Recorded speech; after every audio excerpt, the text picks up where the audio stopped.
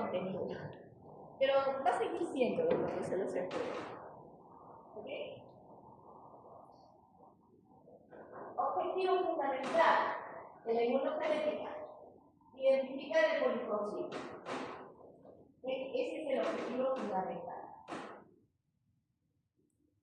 ¿Es necesario? Sí. Para comprender la patogénesis, ya lo dijeron ustedes. Para predecir la enfermedad, sí. Y algunas de las enfermedades ya son curadas, porque antes eran misceláneas, ahora ya son curadas, porque precisamente por eso. En el año 2005, me acuerdo, me invitaron para conocer ustedes a hacer lo que es, digamos, hablar sobre los genopiados. Y ahí recién estaba en albores el hecho de digamos, la terapia génica. Ese era el objetivo. Y por eso teníamos que hablar de los genopiados. Entonces, obviamente, vive con más de 20 años y ya tenemos terapia génica para algunos. Y el igual nos ha abierto una puerta enorme para eso. Ustedes van a tratar probablemente muchas de las enfermedades autoinmunes actualmente cuando crecen ya genéticas.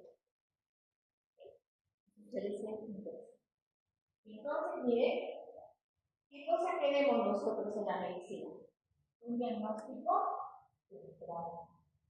¿Sí? Que sea individualizado, ¿no? Vamos a sacar una molécula acá con determinados números de pacientes recolectados con ciertas características especiales y luego lo extrapolo para el resto de la población. Y si alguien muere, bueno, que yo lo usamos. No, tampoco es así. No debería ser así. Bien, y ahí está históricamente como hemos llegado, lo van a tener para que lo lean. Y en esta parte, lo que es la parte de todos los factores, ¿no?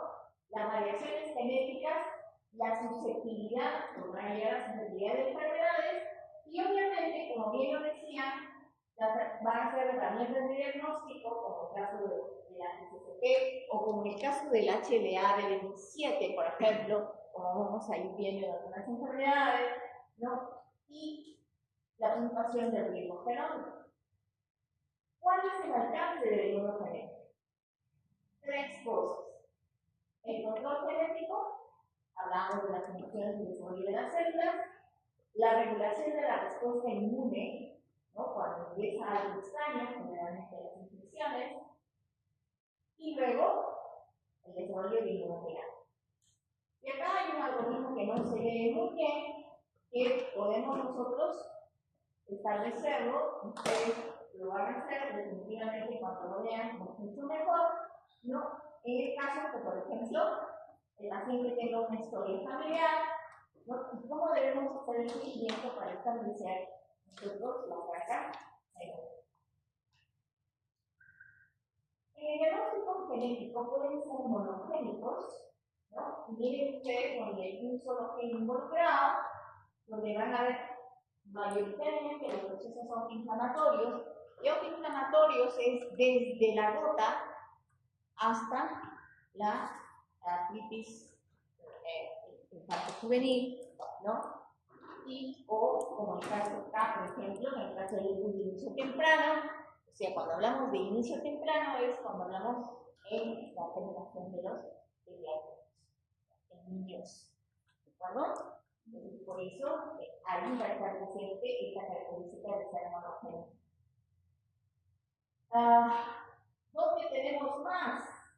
Hacia el sur, Oriente Medio, Europa del Norte. Pero ahora con la globalización, pues también vamos a tener nosotros involucrados en este tipo de pacientes. Y de hecho, vamos a tener enfermedades que para nosotros eran raras y que no las teníamos, las vamos a tener, precisamente por eso, ya sea por la migración o también por la globalización. Entonces, de acuerdo a las características, sean, digamos, niños, adolescentes, adultos jóvenes y mayores, y dependiendo de la de cómo se va, digamos, a hacer el espectro de las variantes, van a ser altas, medianas o bajas en el comportamiento de esta, digamos, esta característica oligogénica de baja frecuencia. Por ejemplo, ahí los genes TRAS están relacionados con las moléculas de CAT3 y a las moléculas de TNF. Entonces, y obviamente, como verán, la enfermedad de Crohn también es oligogénica, ¿no? Es un paciente como fenotipo autoinflamatorio. Y la poligénica, donde ya va a haber una intervención de mayor número de genes y factores ambientales, como ya conversamos hace un rato, y ponemos como ejemplo, por ejemplo, el lupus, a la reumatoide, y en cuanto a susceptibilidad de acuerdo al locus lectival, a la gota también, a la esclerodermia, al síndrome de Sjögren primario, ¿no? Y que estas pueden ser grupos de pacientes seropositivos o seronegativos, o sea, por eso que cuando yo encuentro un paciente que está pensando que es un lupus, tiene todas las características clínicas del lupus y le resulta que no tiene anticuerpos antinucleares, por eso no va a ser lupus. No, porque de acuerdo a estas características, sí puede ser probable. De acuerdo también hay una tipología de eso, y no necesariamente es una probabilidad. Entonces, para que vean la importancia que tiene estas características de poligénicas. Y entonces, obviamente, las enfermedades reumatológicas van a tener van a mostrar variaciones muy significativas en determinados lugares, ¿no? Y por eso hablamos siempre de lupus en los afroamericanos, o la población africana, o la población negra, si quiere, ¿no? O sea, en este caso yo tengo un infierno que es moreno, ¿sí? Entonces, que no hay ningún componente social. Entonces, de tal manera que, y ayer hablaba justamente ustedes en sus artículos, ¿sí? Hablaban de las características de estas, digamos, estas enfermedades en determinados, ¿no? Y terminamos hablando de los hispanoamericanos, y decía, pues, no asiáticos, no africanos, no blancos, y bueno, ¿qué cosa eran? Y los estudios no figuraban, porque somos los hispanoamericanos, porque se han desarrollado estudios en muchos lugares. Y tenemos los genes, algunos genes que no necesariamente lo tienen los africanos, los asiáticos, digamos, y los blancos. Quizás con quien compartimos un poquito más de genes son los asiáticos, ¿no? Y eso tiene que ver también con la población, etc. Con la antropología.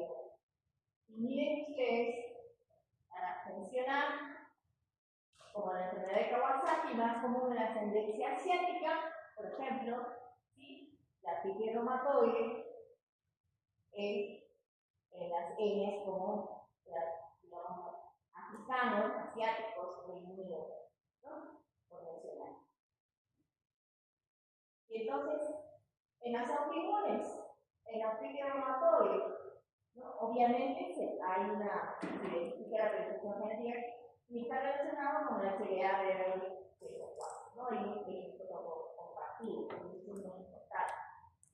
En el lupus, vean ustedes el HLA RD1 en ambos. ¿No? Y la esclerosis sistémica no solamente está con relación con lo que es, digamos, los transcriptores, como el STAT4, y también con el HLA-RN1 y DQ1. Y ahí salta una pregunta. ¿Cuál es eso? ¿Se han dado cuenta ustedes?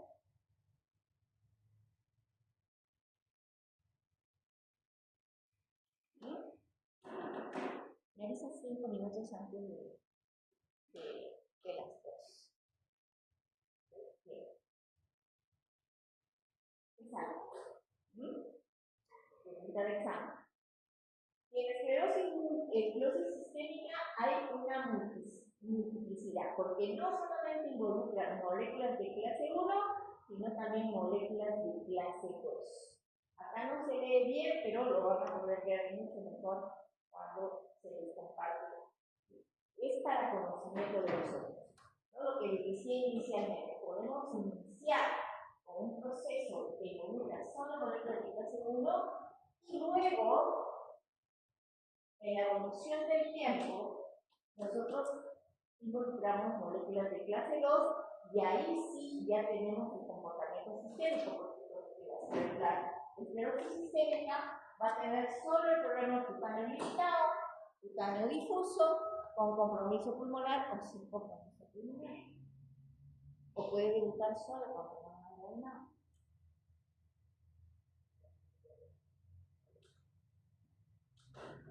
A eso iba con la autoinmunidad dual. Y luego ya vamos a pasar y vamos a hablar un poco más. ¿Okay? Es la coexistencia de dos trastornos. Por ejemplo, por mencionar el lupus. El lupus es una asociación que tiene de artritis reumatoide y tiene de lupus.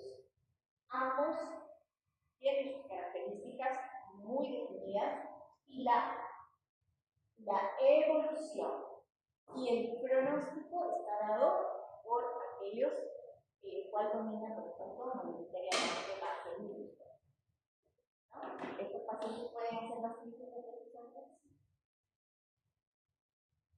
Entonces, tienen otro marcador de diagnóstico que son más altos que el común denominador de artritis reumatoide. ¿Cuál es la característica? Por ejemplo, que el paciente va a hacer la paracetamol, muy diferente a las típicas lesiones de la artritis reumatoide normal. Entonces, van a haber características que van a diferenciar. ¿No? Y por eso este lupus ha sido descrito por un mexicano, el doctor Ramón Segovia, el que más vio esta parte de lo que es el lupus, y diríamos nosotros que le colocó hasta el nombre, y fue descrito en hispanos, o sea, en todo lo que somos parte de nuestra comunidad. Ahí fue escrito y este señor era bien.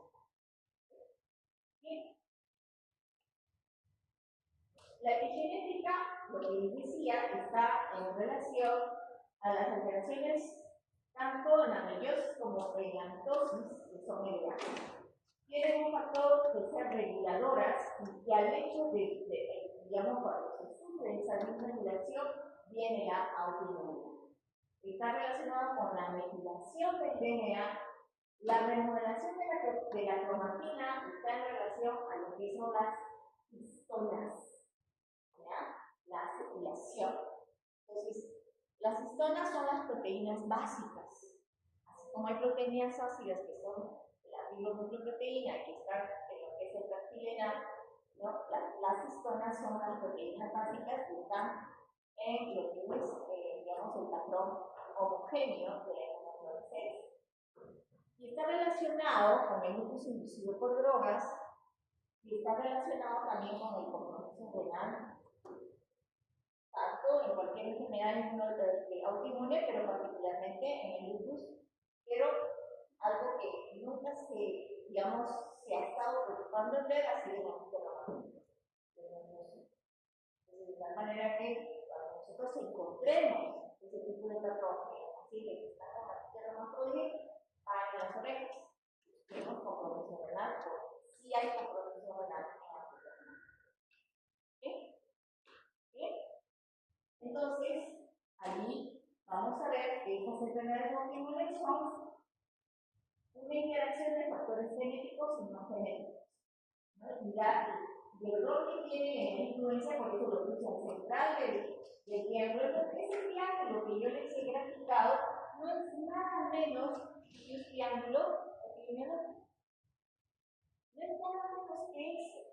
Y solo se me ha colocado la epigenética. ¿Sí? Bien. Y entonces, como verán ustedes, esto es lo que nos van a llevar a la especificidad, digamos, antigénica y de la respuesta. Y bueno, ya habíamos mencionado esta clasificación genética, ¿no? Donde tenemos que ver porque la presencia de estos genes como factor de riesgo, la regulación, que van a tener la interacción de la regulación inmunológica y el medio ambiente. Y todo esto, digamos, los test van a llevarnos a esta enfermedad autoinmune, ¿no? Y esto obviamente está implicado en la regulación de la señalización.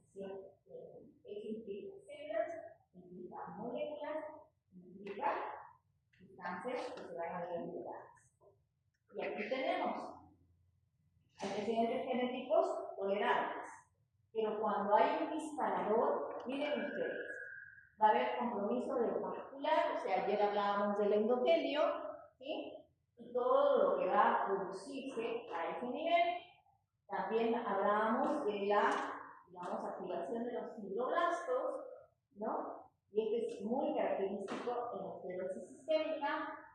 Y por el otro lado, el comportamiento del sistema inmune innato y adaptativo, donde involucra a células como los macrófagos hasta lo que es la unidad humoral y la unidad celular, ¿no? Y obviamente con los componentes que interactúan en lo que es la producción de citoquinas que van a amplificar la respuesta, van a perpetuar la respuesta con la presencia de otro tipo de células. Y ahí está el complejo mayor de isoconología, que no voy a decir nada más, aparte de lo que ya les he dicho, salvo que el que lo describió, lo descubrió, fue y el que lo reportó fue un peruano, Peter Stahl. Esto. ¿Sí? Y eso ustedes no lo saben. Bien. Allí, las cadenas, que quiero decirles, moléculas de clase 1 tienen solo una cadena, digamos que va a estar, va a dar la estabilidad, y en cambio, la molécula de clase 2 tiene dos cadenas, que esa va a permitir, digamos, que eso se asocie mucho más, digamos, con los otros procesamientos del antígeno que se refiere a una célula transformadora, ¿no? Entonces, eso es importante que ustedes tengan en consideración. Y acá, ¿por qué es importante que sea uno que sea otro? Las moléculas de clase 1, se lo voy a definir así rapidito, simplemente agarran, llevan al antígeno, como dice, le dan la lavada de cara, ¿no? Y lo representan. No se tiene ninguna razón. Y esos son los endógenos. O sea, pueden ser que se meten allí, pueden ser nuestras propias células, o sea, que vamos nosotros asociando siempre, y lo representan. ¿Okay? ¿A quién se lo presenta? Al CD8. ¿Por qué se lo presentan al CD8? Porque es integral. Eso es la molécula de clase 1. No requieren de célula presentadora de antígeno. No requieren la modificación del antígeno. ¿Sí? ¿Sí? Moléculas de clase 2 es eso. Agarran, lo vuelven apetitoso a la vida. O sea, lo particulan, o sea, lo capta el macrófago a nivel del endoplasmático, el sistema de Golgi, agarra y lo pone así, sabroso, y se lo presenta con toda la parafernalia al municipio cerebral, por el PCR. Pero además necesita de otras proteínas, o sea, necesita ser acompañado, ¿no?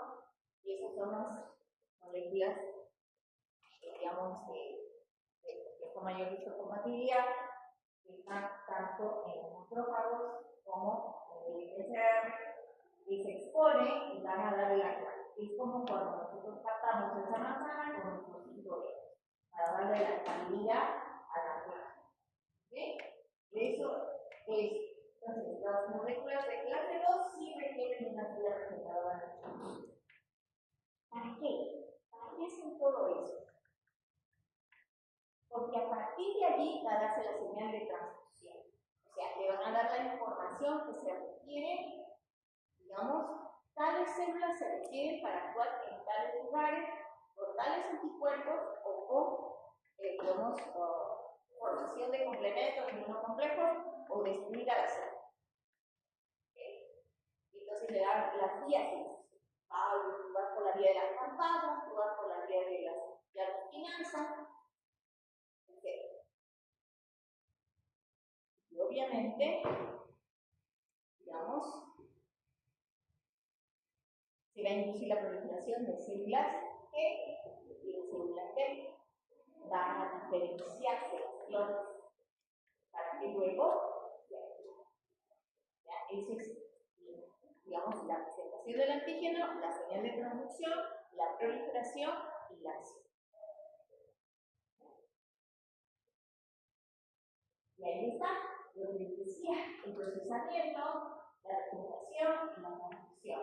Y estas son las moléculas de clase 2 de la célula presentadora del antígeno, que selecciona el macrófago, pero puede cumplir la dendrítica, la célula T, el endotelio, ¿sí? Hacia el TCR o el receptor celular de CD4 con la exposición de moléculas que digamos, que van a anclar, van a dar la a lo que son moléculas de adhesión, ¿no? A la interacción.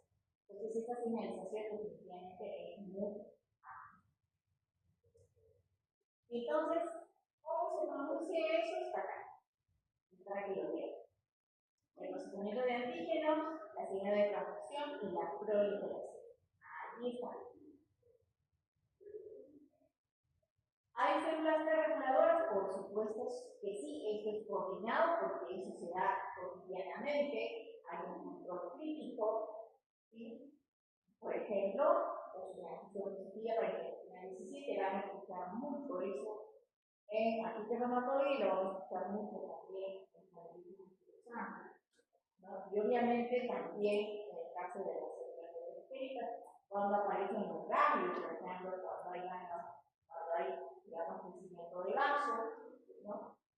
Y un poco infeccioso, pero también relacionado con la autoinmunidad, cuando, por ejemplo, tenemos el adulto o cuando tenemos un sobre, por ejemplo, y nadie decía caso al sobre primario y ahora sí le está dando importancia porque se comporta como un virus.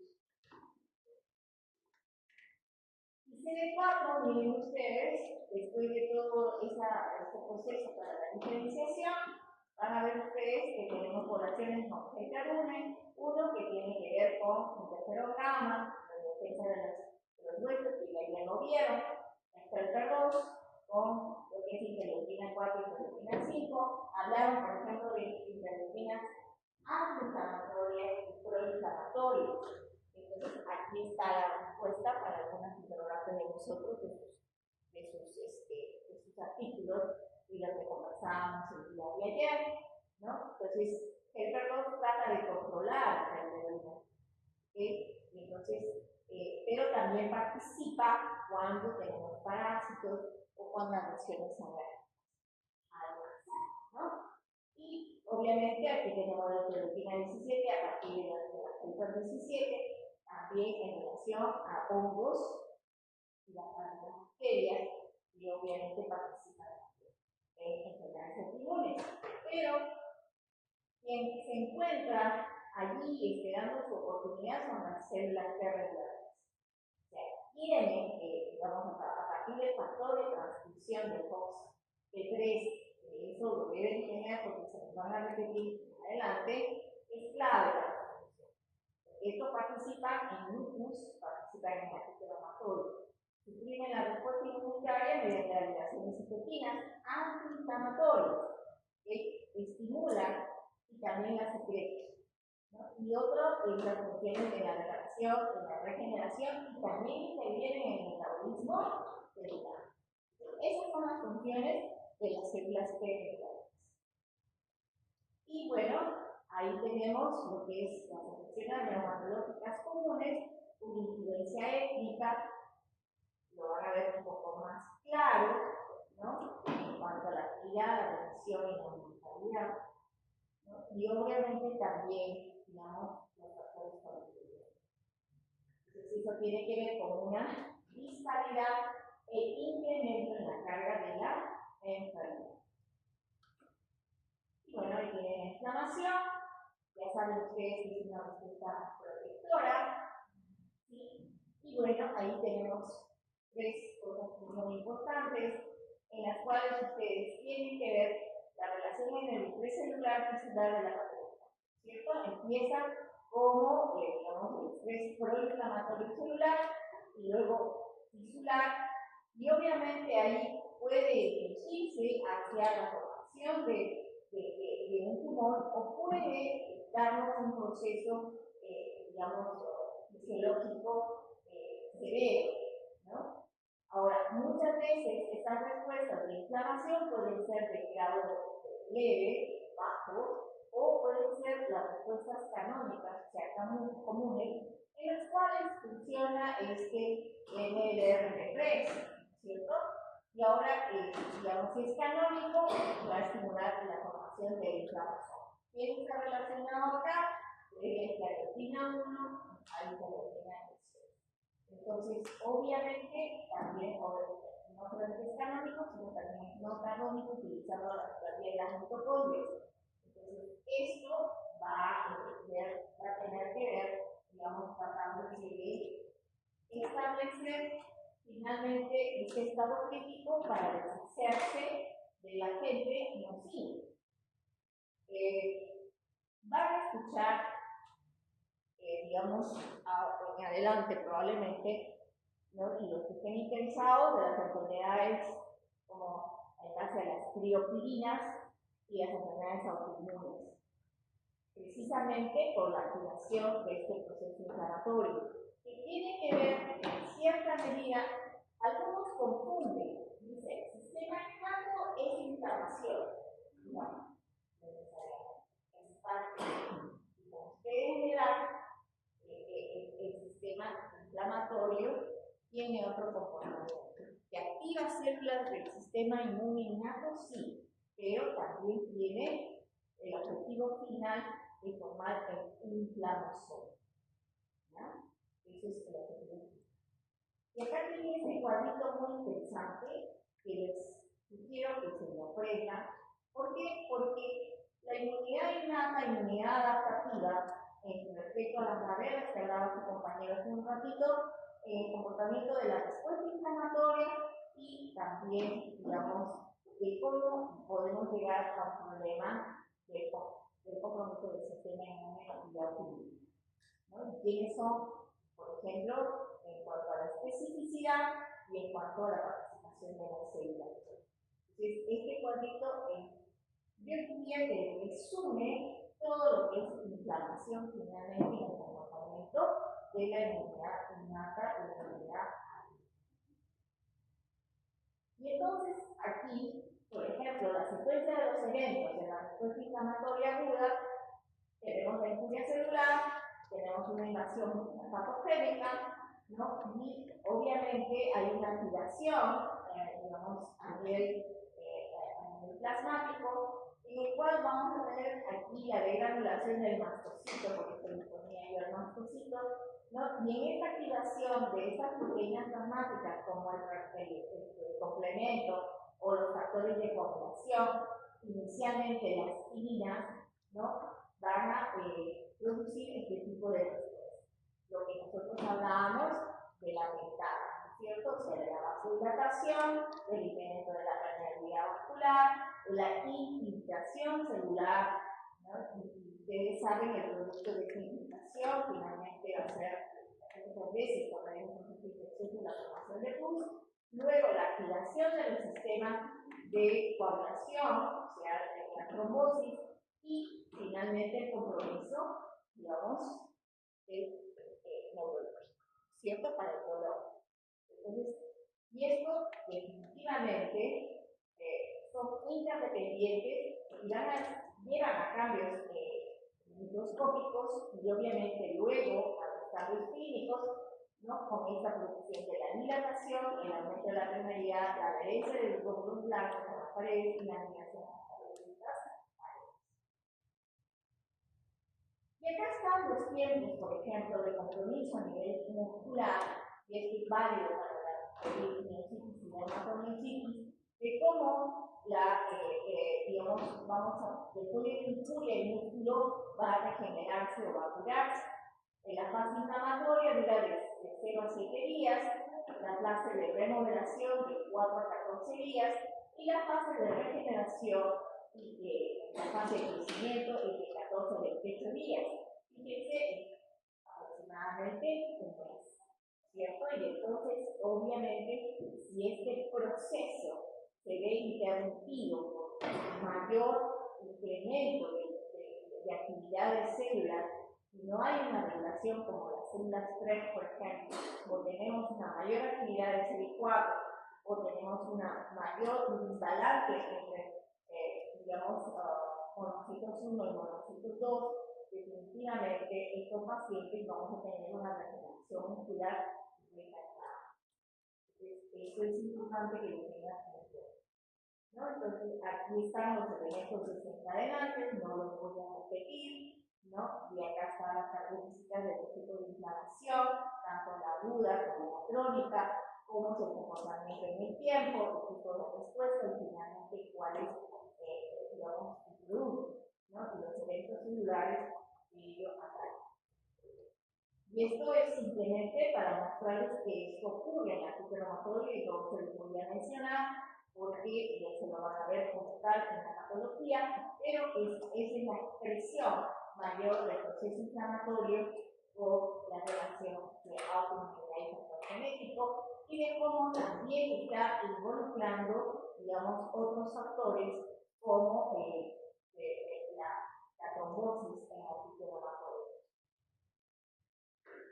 Pero también hay procesos inflamatorios en los degenerativos, por supuesto que sí, en la osteoporosis, como verán, pero es localizado. O sea, es, digamos, en la parte de donde la guerra no está en el endotelio, sino que está a nivel del cartílago articular, ¿no? A nivel, digamos, del espacio de lo que es, digamos, osteocondral, ¿no? Y allí es donde se produce esta, digamos, este proceso. Y ahí vamos a ver todo lo que son las metaloproteinatas y los, digamos, moléculas relacionadas con ¿no? También lo deben ver que es en la fisiopatología de la osteoporosis. Y bueno, ahí diríamos que hay una disminución de la barrera física y celular con activación de la respuesta inmune en algunos sitios, digamos, de trauma. Inicialmente hay una liberación de histamina por macrófilos individual injuriado, donde van a generar pues, la permeabilidad vascular, la vasodilatación incrementada, ¿no? Y luego, digamos, van a ver, digamos, la liberación de citoquinas, va a haber pigmentación, comunicación de células, y estos van a dar lugar pues, a estos signos cardinales de la respuesta inflamatoria que ya habíamos conversado. De hecho, si esto, digamos, sigue incrementándose, hay una continuidad en la respuesta del sistema inmune con fagocitosis, con activación del complemento, recuerden ustedes, y también el hecho del estímulo de las células macroactivas. Y posteriormente, cuando ya tenemos activado el sistema de complemento, y nosotros diríamos, esa es digamos, la piedra que va a unir tanto al sistema inflamatorio como al sistema inmune es el complemento. Ahora, ¿qué factor de complemento es el que lo va a hacer? ¿Quién lo conoce? Eso, en uno de los artículos está el hecho de complemento. ¿Quién tiene la función de quimiotaxis? C5A, C3B. Ajá. Porque eso hay que tenerlo claro, porque uno de las vías lo va a llevar a ustedes al complejo de ataque.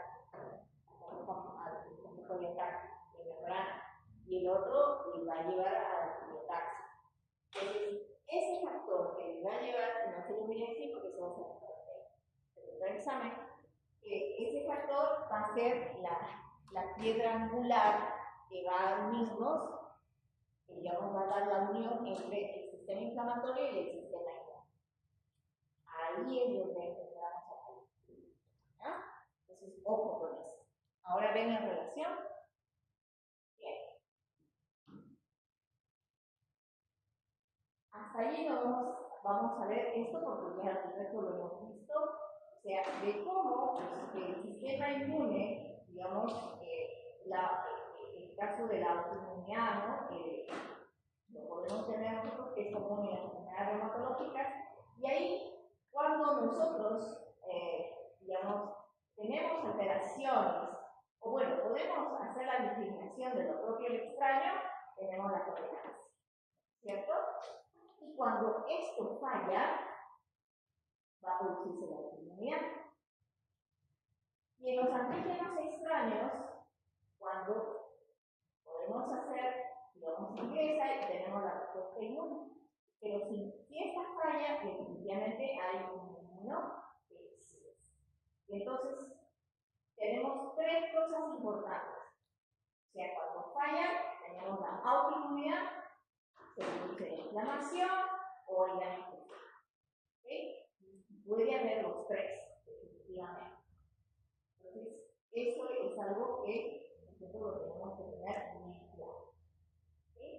Entonces, ahí está el concepto, que es una disregulación o una actividad o una activación inapropiada.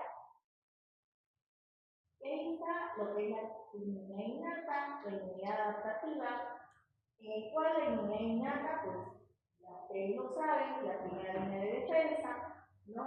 Y va a haber, digamos, una iniciación, una perpetuación del proceso inflamatorio, como el caso del ataque reumatoide. Y la inmunidad adaptativa va a haber ataques específicos, efectivos propios, como el caso del virus, ¿no? Y el desencadenante son las causas, digamos, de una respuesta inmune que no siempre se conoce. Entonces, donde van a intervenir una predisposición genética, los factores ambientales. Entonces, aquí hablamos de una amenaza interna, una amenaza externa, donde el equilibrio del sistema inmune puede ser una efectividad óptima. Pero si nosotros tenemos implementado, va a haber, obviamente, problemas autoinmunes, como el caso de la diabetes tipo 1, la esclerosis múltiple, artritis lupus o artritis psoriásica. Y la amenaza externa, las acciones alérgicas, ¿no? O sea, vagitis, asma, etc. Y en el caso de una respuesta inmune disminuida, dentro de la amenaza interna, de nosotros mismos, puede ser cáncer, vagitis, tuberculosis, y en el caso externo, infecciones bacterias, ¿no? Entonces, ¿por qué ponemos a TED, por ejemplo?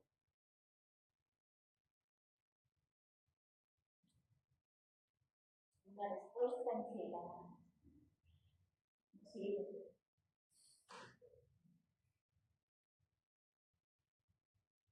A nosotros ¿qué nos ponen algunas veces?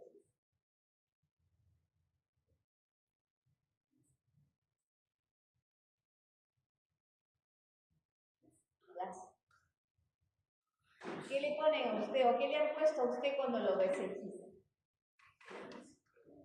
Cuando le ponen el BCG.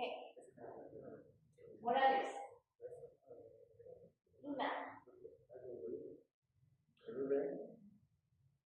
Es un antígeno de la microbacteria.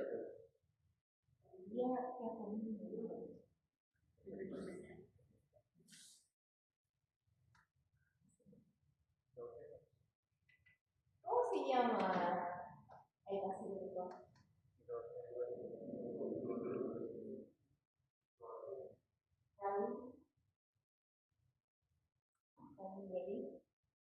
¿Qué? Por eso se llama BCG.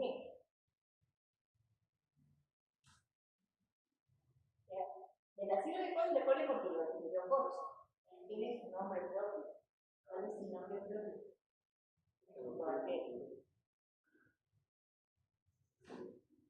Esa es la denominación de BCG. No lo olviden, que cotidianamente lo van a escribir. ¿Por qué? Porque nosotros al decir no nos ponen el bacilo. ¿Sí? Por eso muchas veces hacen inclusive pequeño granuloma. Y por eso muchas veces hacemos PPD. Y ese complejo primario puede reactivarse cuando la persona no duerme, no come, está deprimido, por ejemplo, ¿no? Está estresado, como ahora entramos. Creo que ya no para. Ahora no está, antes sí, dormía una hora. Entonces, ese complejo primario puede activarse. ¿Sí? Por eso lo ponemos. Y también tenemos las hepatitis crónicas activas. ¿Por qué? Porque son intracelulares. No olviden. ¿Y por qué decimos intracelulares?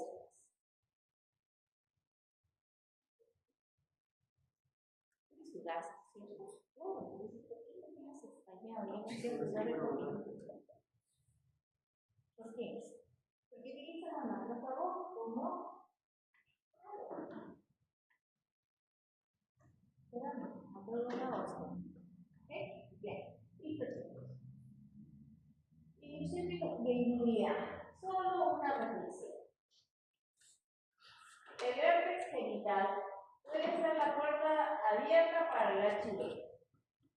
Va a producir aterosclerosis y puede producir cáncer.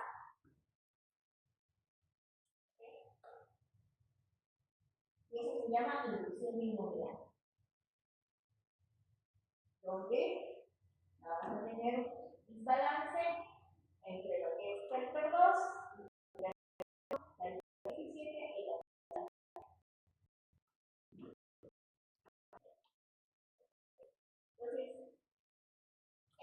Entonces, la tolerancia puede ser inducida entre los 7 días, 7 a 10 días,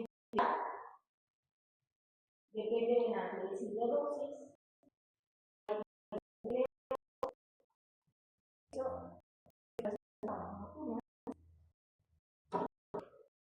Y ahí lo que tolerancia de tipo periféricas y centrales. Hay el sistema inmune en el estrés, las características de cada una de la tolerancia central y periférica. La tolerancia inmunológica, mandé a revisar al señor por el microprimarismo, espero que me diga algo ahora porque este es el momento.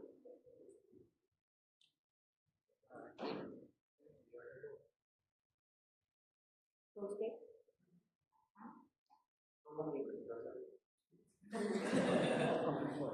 ¿Cuánto tiempo tenemos? Quedan 25 minutos. Tiene 5 minutos para decir. Lo que mi básicamente se basa en que hay un organismo que tiene más de una población celular. Se diferencia de lo que es el mosaicismo, porque el mosaicismo tiene el mismo cigoto que se diferencia en varios de celulares y cambia el organismo. Tiene otro individuo que se traslada, o bueno, migra, mejor dicho, hacia otro organismo. Eso se puede dar, por ejemplo, en la lactancia, o en el embarazo, o las relaciones sexuales, pero eso es algo natural. También se puede dar de manera artificial, de manera de transfusiones, de sangre o de trasplantes de ciertos órganos, como no. Esto tiene bastantes implicancias de manera inmunológica, ya que la madre puede trasladar citocinas, células pigmentas, que son estas, las inmunoglobulinas, puede suplir bastante la función inmunológica que va a tener el feto porque su sistema inmune aún no está muy desarrollado. Entonces, si el feto, por ejemplo, no tiene suficientes linfocitos, entonces la madre le hace igual cuando el bebé nazca, como tampoco tiene su sistema inmune muy desarrollado, igual al crecer el cáncer le va a seguir transmitiendo. También hicieron ciertos estudios en el que si el bebé tiene alguna mutación y que le falta alguna interleucina, por ejemplo la interleucina 2, entonces a través de la lactancia, la madre le va a trasladar ciertos linfocitos B que luego se van a diferenciar a los linfocitos y que luego van a producir esos interleucinas 2 y el bebé lo puede producir por sí mismo. Lo mismo pasa para, por ejemplo, para defenderlo de algunas infecciones. Por ejemplo, ciertas vacunas, como la de la Mycobacterium bovis, tuberculosis, que pueden también defender lo que es la malaria sintomática y el asma. También hay ciertos factores que pueden predisponer a que el bebé pueda tener más células quiméricas. Por ejemplo, si la madre no tiene VIH, entonces el bebé puede tener más células quiméricas. Si los dos, la madre y el feto, tienen más compatibilidad genética, igual el bebé puede tener más células quiméricas de lo normal. Si el bebé es una mujer más que un hombre, o sea, si es mujer, no un hombre, entonces, si es mujer, si el bebé es mujer, entonces va a poder tener... Ya, si es XX o es XY. Ya, eso es lo que dice. ¿Qué más? También si el bebé tiene lactancia materna exclusiva, también va a obtener más quimerismo que si tomara fórmula o algo así. Ahora, el quimerismo no es todo bueno, por así decirlo, porque también es promotor de algunas enfermedades. Por ejemplo, se ha visto que, por ejemplo, con la diabetes tipo 1, las células quiméricas pueden entrar al organismo del bebé, bueno, del feto, y se puede diferenciar, por ejemplo, en las células beta que van a producir insulina. Y el organismo del bebé, bueno, el feto, puede producir un montón de, puede provocar como si fuera un poco de una torrilla, que son células extrañas. Y esto puede al final, por el mecanismo molecular, atacar también a las células beta del propio bebé. Y al final eso es lo que puede provocar la También hay algunas otras enfermedades relacionadas, como por ejemplo el lupus eritematoso neonatal, porque también pueden provocar focos inflamatorios porque se pueden diferenciar en células miocárdicas, que son el foco de la diana de esta enfermedad que es el lupus eritematoso neonatal. También hay otras como el ahí el lupus neonatal es una versión cruzada, con la secuencia de error y el sistema de conducción. Bien, disculpe que lo corte. En conclusión, ¿es usted o no un producto de microbiología? Ya, otra cosa que también había leído era que el bebé, a través del contacto oral del bebé con la mucosa, con la leche materna, podría inducirse la producción de linfocitos T que son reguladores que pueden suprimir la función de los linfocitos T tóxicos para mantener las células quiméricas. O sea que básicamente un bebé puede mantener esas células quiméricas por décadas incluso si luego se vuelve madre, puede transmitir de estas a sus hijos, o sea que se puede trasladar incluso desde la abuela hasta el nieto. Porque se dice, ¿no? De que la hija o la nieta tiene las características de la abuela materna y nace con las células que ha tenido la abuela materna. Entonces es muy interesante. Vean si ustedes en sus abuelas que algunas de ustedes se parecen con ellas, porque justamente tiene que ver con la que su compañero mencionó. Entonces, obviamente el feto no está secuestrado, como se decía, por una interacción de células, ¿no? De hecho, ahí hablamos de, este famoso ¿por qué? Porque existe una tolerancia inmunológica que está relacionada con el comportamiento del principio trofoblasta y con la resina. Entonces van a ver ustedes cómo tenemos nosotros las expresiones de tipos de HLA, como son las G, E, C, por ejemplo, que no se menciona ninguna enfermedad autoinmune, pero tenemos justamente, si ustedes se dan cuenta, la ausencia de todas esas moléculas de clase 2 eso hace de que haya, digamos, una permanencia del feto con la madre. De hecho, también en la madre hay una fuerte disminución de la inmunidad celular. Muy interesante. Y quienes, lo que ayer preguntaban en relación a lo que son los PAMs y daño, o sea, los patrones moleculares asociados al daño y a los patrones, digamos, asociados al patógeno y al reconocimiento, digamos, básicamente son receptores que son utilizados por los Europa. Y obviamente,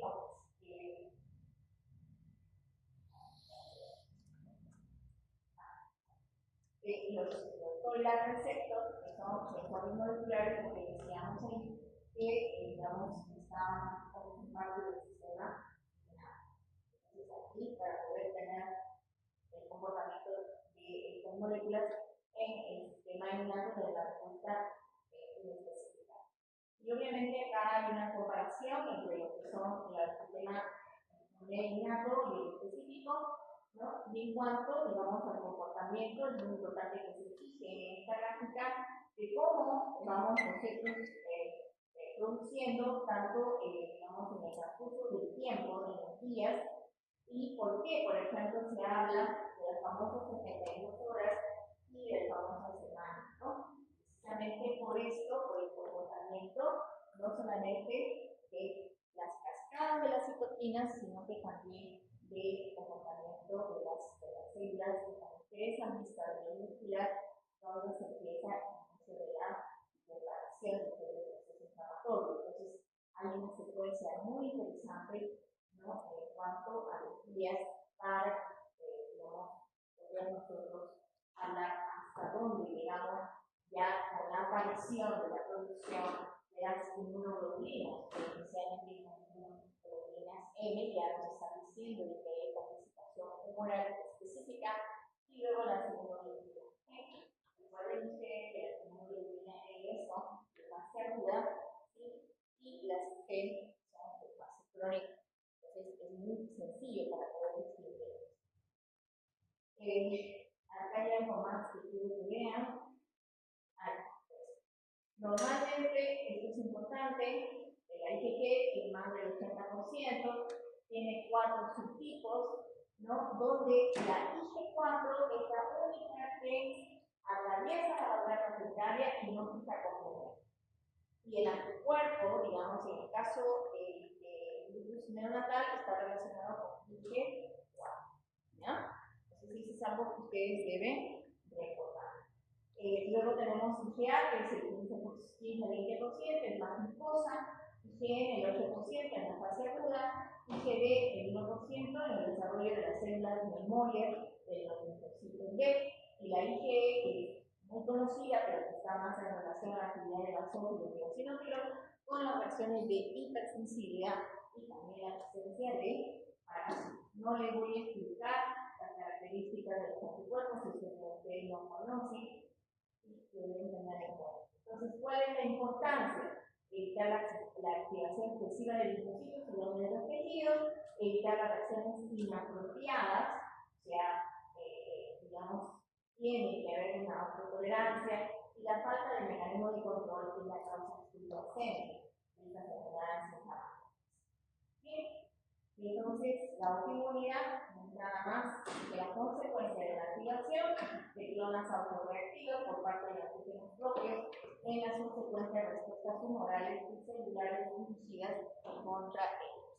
Eso es todo, jóvenes, y con esto terminamos nuestra clase y la clase de